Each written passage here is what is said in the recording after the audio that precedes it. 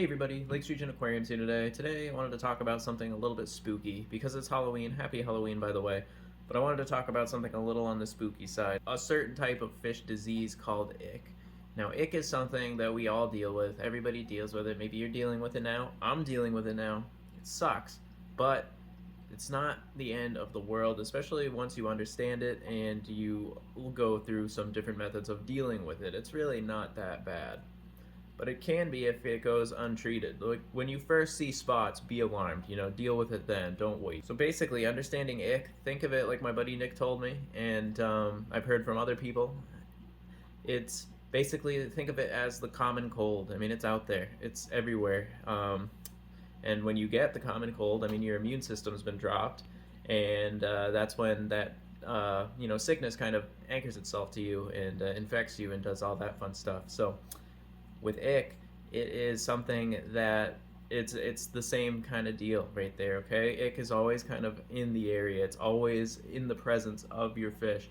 Now, when you do get ick outbreaks, it's because one of your fish may be a little bit stressed out. Maybe you got a new fish from the pet store, and he's just a little bit stressed out. His immune system's a little bit compromised, and his slime coat is a little funky.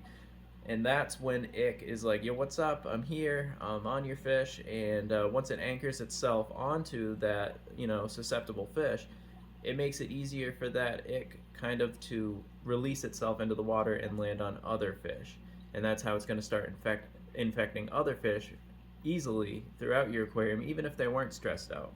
It's just easier for the disease to spread that way. Now, some natural methods I used this time around, I mean, the first week I was using some medication and it wasn't really going my way.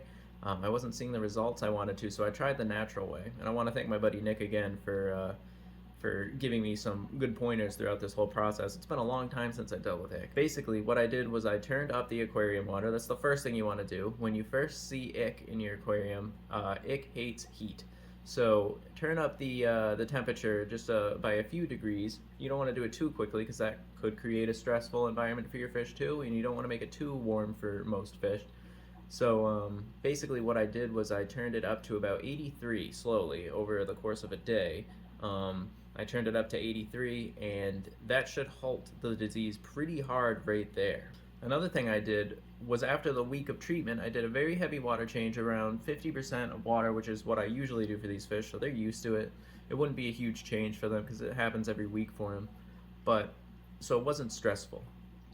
But when I topped off the aquarium, I added more aquarium salt than I usually do, and that really stopped it right there. Like, I saw very few ick polyps or ick, whatever you want to call them, ick spots the next day. It was like the difference was light and day, and some of my fish were pretty covered. Some of the rainbows were not having a good time. They weren't very happy. But the next day after that big water change, it looked a lot better. Meg was untouched. She didn't get any ick or anything. She's a titan fish. Nothing's gonna stop her. But yeah, I just tried those very simple ick methods, just home remedies really.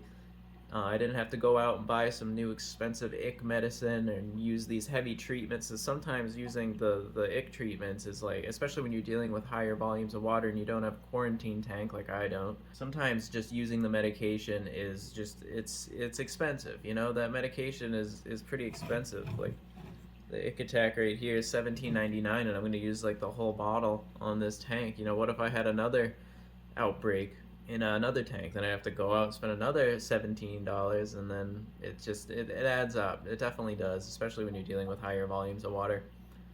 So why not try these home remedies whenever you're dealing with some ick at home? Just try it out, give it a shot, and I think you'll have some good results. I mean, you don't have to spend a dime unless you don't have aquarium salt. You might want to have that on hand, but yeah, it's super easy stuff. But ick is not the end of the world. When you see it, don't panic. Just turn up the heat a little bit and try some of those steps I told you.